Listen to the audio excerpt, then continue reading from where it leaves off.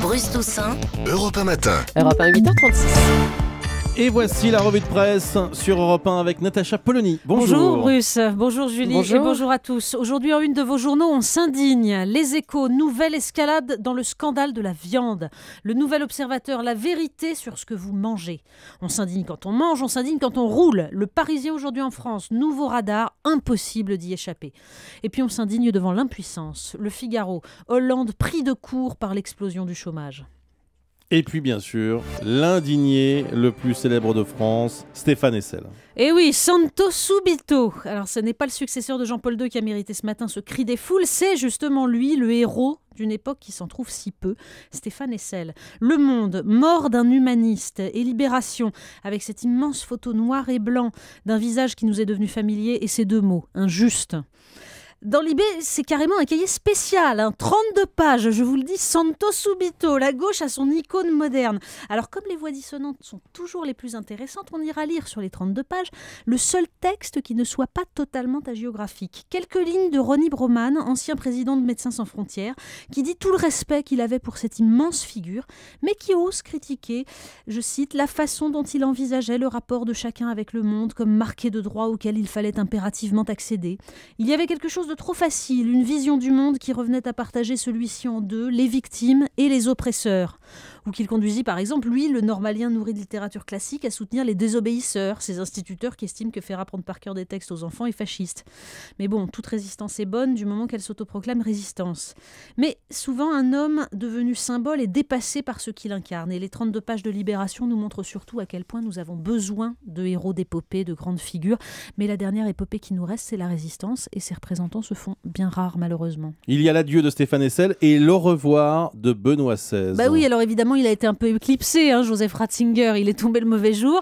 Il faut dire que pour le charisme, ça n'était pas Stéphane Hessel, pour le passé non plus d'ailleurs. Bien sûr, il y a les 2 pages du Figaro pour louer le grand théologien, l'intellectuel brillant qui va enfin trouver ce statut de moine solitaire dont il rêvait. On en oublierait presque le milliard de chrétiens qui a découvert ces dernières années les scandales de pédophilie, les malversations de la Banque du Vatican ou les lobbies féroces à Rome. Alors on lira le supplément du Monde ce matin.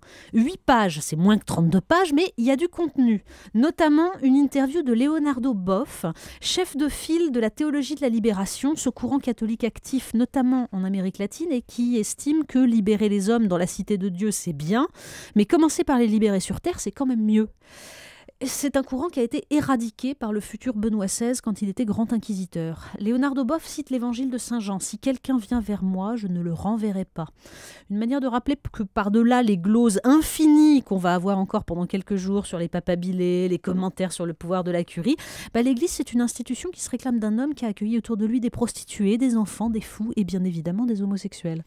François Hollande dans la presse également, et pas forcément d'ailleurs à propos de sa visite en Russie. Non, parce que pendant qu'il pratique la réelle politique avec Vladimir Poutine, on a l'impression qu'ici c'est la réalité tout court qui se rappelle à lui. Même Le Monde titre « Les promesses s'éloignent et le doute s'installe ». Alors on ne pourra pas s'empêcher de sourire en lisant que l'un des traits de caractère du président, c'est l'optimisme de la volonté. En langage courant, on appelle ça méthode Coué. Dans Le Point, c'est plus brutal. La une d'abord, le louvoyeur. À l'intérieur, ce titre, le goût retrouvé du flambi.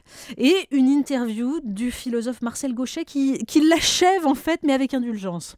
Si lucide soit-il, Hollande demeure prisonnier du moule socialiste dans lequel il a été formé, donc du logiciel européen.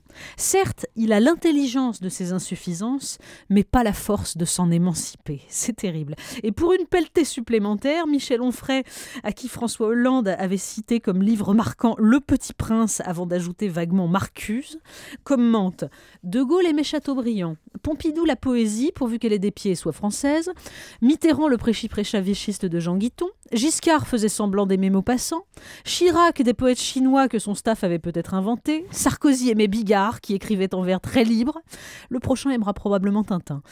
Mais si vous voulez un signe que les yeux se défilent ce matin, vous lisez le très bel éditorial d'Edoui Plenel sur Mediapart. L'abîme ou le réveil. On peut détester le journalisme inquisitorial d'Edoui Plenel, récuser sa vision de la démocratie comme extension indéfinie des droits individuels, mais ce texte-là est implacable et lucide. Et il reprend comme un mantra cette phrase de Mitterrand « Ils gouvernaient comme ils avaient vécu par adaptation successive ».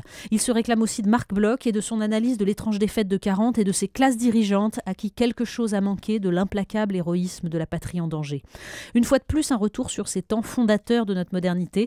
Nous avons eu Stéphane Hessel, mais il nous manque cruellement un Marc Bloch et un De Gaulle. Le clin d'œil du jour. Eh bien, une photo dans Valeurs Actuelles qui nous montre Xavier Bertrand entre deux jeunes femmes à la mine défaite. Elles portent des panneaux « Je cherche l'amour » et « Moi aussi ». Alors la légende nous dit qu'on a vu beaucoup d'élus UMP à la nuit de la déprime. Vous savez, c'est cet événement très décalé qui a été organisé à Paris avec chansons tristes, lecture de textes dépressifs, etc. Ils devaient se sentir moins seuls, les élus UMP là-bas. Mais alors, à mon avis, il va falloir en organiser une autre très très vite pour accueillir les électeurs de François Hollande. Merci beaucoup Natacha Polony.